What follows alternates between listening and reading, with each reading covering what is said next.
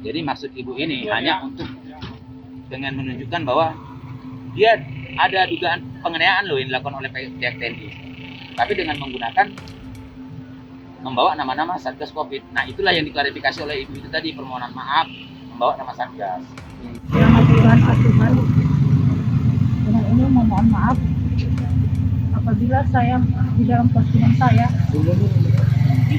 di FB yang membawa kesatuan Satgas, di mana proses kejadiannya jadi saya sendiri, saya tahu itu adalah dampak dari tugas saya. Lurah wanita di Pematang Siantar, Sumatera Utara yang membuat heboh karena pengakuannya dipukuli oknum anggota TNI hingga berdarah-darah kini meminta maaf. Dalam postingannya, Walmaria mengaku aksi pemukulan yang diterima dari oknum prajurit TNI AD berkaitan dengan operasi justisi PPKM level 4 di Pematang Siantar, Sumatera Utara.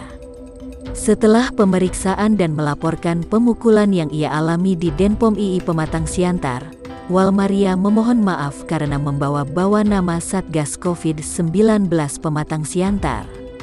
Dengan ini memohon maaf apabila dalam postingan saya di FB membawa kesatuan Satgas di mana proses kejadiannya saya alami sendiri sebagai dampak pekerjaan saya.